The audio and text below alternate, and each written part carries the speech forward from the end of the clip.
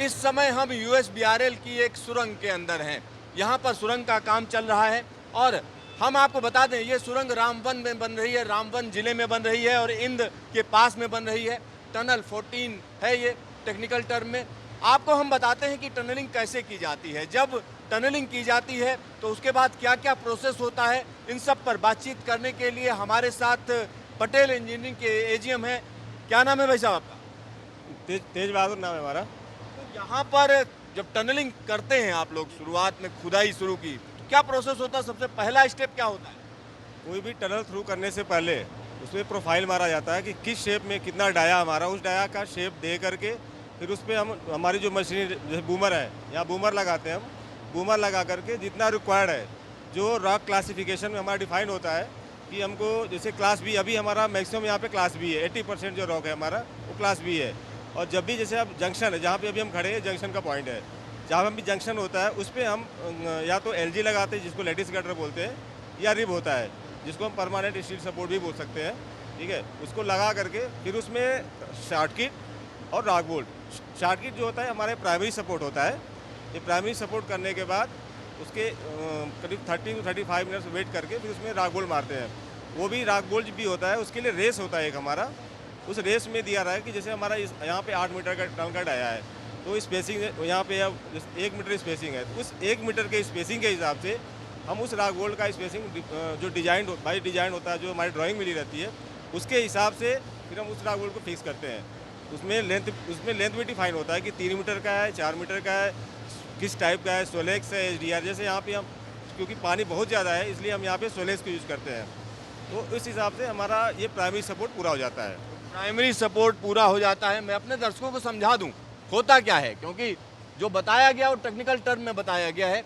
यहाँ पर जब चट्टान खोदी जाती है उसके बाद देखा जाता है कि वो कितनी मुलायम है, कितनी कठोर है, कितनी मजबूत है। इन सारी चीज़ों के आधार पर उसका क्लासिफिकेशन होता है और उसके बाद उसी के आधार पर तय किया जाता है कि इसमें क्या किया जाना है। क्योंकि अगर भुरभुरी चट्टान है, कमज़ोर चट्टान है, तो ऊपर से बैठ सकती है। लिहाजा उसमें क्या किया जाता है कि लोहे की रिब्स लगाई जाती हैं, यानी बड़ी बड़ी जिस तरीके से आपकी पसलियाँ होती हैं उसी तरीके की रिब्स यहाँ पर लोहे की लगाई जाती हैं और उनको आप देख सकते हैं। एक शेप मिलता है, इसमें एक ओवल शेप मिलता है और उसके बाद क्या किया जाता है? शॉर्टक्रीट किया जाता है। शॉर्टक्रीट क्या होता है? अलग तरीके की सीमेंट का इस पर छिड़काव किया जाता है जिससे चट्टान बंध जाती है। ये देखिए शॉर्टक्रीट बोलते हैं इसको। और उसके बाद रॉक बोल्टिंग की बात की जा रही है। रॉक बोल्टिंग क्या होती है? ये रॉक बोल्टिंग है, यानी बड़े बड़े हम कह सकते हैं कि लोहे के बड़े बड़े बोल्ट जो है इसके अंदर घुसाए जाते हैं। और यहाँ पर बारिश ज़्यादा है, पानी ज़्यादा है, लिहाजा यहाँ की जो रॉक बोल्टिंग है वो अलग तरीके की है। उसके अंदर हम कह सकते हैं छेद होता है जिससे पानी निकलता रहता है, रिसता रहता है, यानी पानी को रोकना नहीं है। क्योंकि पानी को रोकने का मतलब है आप पानी के खिलाफ खड़े हैं और पानी अपना रास्ता ढूंढ लेता है। यहाँ पर अगर हम देखें दूसरी चीज़ों की बात करें तो जब ये हिस्सा बन जाता है, यानी रिब्स लगा दिया आपने, उसके बाद क्या किया जाता है? एक्चुअली जब हमारा प्राइमरी सपोर्ट पूरा हो जाता है, जहाँ पे हम खड़े हैं प्राइमरी सपोर्ट पूरा, शॉर्ट किट हमारा फाइनल प्राइमरी सपोर्ट है। इसके बाद फिर हम करते हैं परमानेंट सपोर्ट, मतलब लाइनिंग जिसको बोलते हैं। लाइनिंग में हमारा यहाँ पे जैसे 350 थिकनेस है इसका, 350, और ये फाइनल टच होता है। इसमें सबसे पहले क्या करते हैं, जो प्राइमरी सपोर्ट, इसमें हम वाटर प्रूफिंग लगाते हैं, जैसे जियो टेक्सटाइल मेम्ब्रेन, वो 200 mm में वो पूरा कंप्लीट करना होता है। तो उसके बाद फिर हम शटर होता है, गेंट्री 12.5 मीटर लेंथ होता है उसका, और उसको डिज़ाइन किया जाता है कि हमारे उसके ऊपर जो लोड आता है, जैसे हमारा ये 150 टन के लिए डिज़ाइन किया हुआ है, तो ये 12.5 मीटर लेंथ का इसको दोनों साइड सपोर्ट करके इसमें कंक्रीट पंप लगाया जाता है। कंक्रीट पंप लगाने के बाद फिर इसको बाई फोर्स इलेक्ट्रिक ये होता है, पंप होता है बाई फोर्स। इसमें टीएम आते हैं, जो ट्रांजिट मिक्सचर होते हैं वो आते हैं, और आने के बाद उसको एक स्पेस डिफाइन किया था कि इसको साइड में करना है। तो पहले साइड से ही स्टार्ट करते हैं, साइड से करते हैं, फिर एसपीएल बॉटम से 3-3.5 मीटर ऊपर जा करके जहाँ पे एसपीएल आता है, फिर वहाँ से पोर करते हैं उसको, जहाँ पोरिंग को फिर क्राउन में लगाते हैं। क्राउन में निप्पल लगे होते हैं, 6 इंची की पाइप होती है हमारी, 6 इंची भी होती है, 5 इंची, जनरली हम लोग यहाँ पे 6 इंची यूज़ कर रहे हैं। तो 6 इंची का पाइप लगा करके बॉटम, एसपीएल, फिर क्राउन, उसके बाद हमारा कंप्लीट हो जाता है। लगभग हमारा एक एंट्री में 120 to 130 इतना टोटल क्वांटिटी जाता है कंक्रीट का।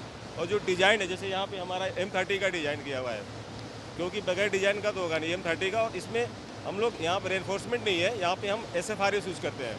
वो भी एक फाइबर हमारा होता है, जैसे रेनफोर्समेंट होता है वैसे फाइबर भी, ये भी क्योंकि कंक्रीट के साथ डिज़ाइन किया हुआ है, सबका मिक्स डिज़ाइन होता है अलग अलग। यहाँ पे M30 है विथ फाइबर है, तो ये हमारा परमानेंट सपोर्ट कंप्लीट हो जाता है। इसके बाद फिर हमारे ट्रैक लगते हैं, जिसको हम BLT बोलते हैं, क्योंकि ये जो ट्रेंड जो रेलवे टनल बन रही है हमारी, ये NATM में BLT ट्रैक लगेगा, बेलास्ट लेस ट्रैक। इसमें जैसे हम लोग ओपन में देखते हैं कि उसमें हमारे जो स्टोन्स होते हैं वो 40 के साइज़ के, तो जो स्लीपर के साथ लगे, बट यहाँ पे नहीं, ये हमारा बेलास्टलेस ट्रैक होगा। तो इस ट्रैक की अगर हम बात करें तो इसमें ज़्यादातर हिस्सा बेलास्टलेस ट्रैक का है। बेलास्टलेस ट्रैक की खासियत क्या होती है? लंबी लंबी सुरंगें हैं, उसमें मेंटेनेंस कम होता है। यानी जिस तरीके से आप देखते होंगे ट्रैकमैन जा रहा है और ट्रैक को देख रहा है और लगातार उस पर नज़र रखनी पड़ती है, यहाँ लंबी लंबी सुरंगें हैं, तो उसमें बेलास्टलेस ट्रैक लगाने से फ़ायदा ये है कि मेंटेनेंस ज़्यादा नहीं करना पड़ता है। और यहाँ पर एक और चीज़ मैं आपको दिखाना चाहूँगा, अपने कैमरामैन से मैं कहूँगा कि आगे आएँ और कुछ चीज़ें मैं और दिखाना चाह रहा हूँ यहाँ पर, जिसकी मैं बात कर रहा था। यहाँ पर अगर आप देखें किस तरीके से लाइनिंग की जा रही है, अगर उसकी बात करें तो नीचे की तरफ अगर देखें तो सबसे पहले जो शुरुआत की जाती है वो किकर से की जाती है।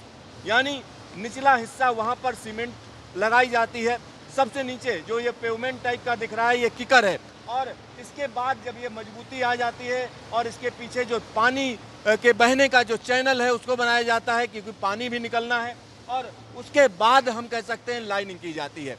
यानी सीमेंट को तेजी के साथ, कंक्रीट को तेजी के साथ इसके अंदर डाला जाता है। लेकिन उससे पहले एक और चीज़ ज़रूरी है जिसको किया जाता है, यानी वाटर प्रूफिंग की जाती है, यानी पानी का रिसाव ना हो। तो उसके लिए क्या किया जाता है? वाटर प्रूफिंग के लिए हम कह सकते हैं कि एक ख़ास तरीके का मटेरियल इस्तेमाल किया जाता है जिसको जियो टेक्सटाइल बोलते हैं। सबसे पहले जियो टेक्सटाइल लगाया जाता है, उसके बाद एक ख़ास तरीके की मेम्ब्रेन लगाई जाती है, और उसको लगाने से होता यह है कि पानी रिस कर बाहर नहीं निकलता है, उसको चैनलाइज कर दिया जाता है, और उसके बाद लाइनिंग की जाती है। लाइनिंग करने के बाद जब आगे बढ़ते चले जाएंगे उसके बाद यहाँ पर ट्रैक बिछाया जाएगा। यानी सारा काम बड़ी तेज़ी से होना है और उसको क्वालिटी के साथ किया जाना है। अलग अलग एजेंसीज काम कर रही हैं और ऐसी उम्मीद की जा रही है कि दिसंबर 2022 तक ये काम पूरा कर लिया जाएगा। कैमरामैन DK शर्मा के साथ सिद्धार्थ, न्यूज स्टेशन इंद।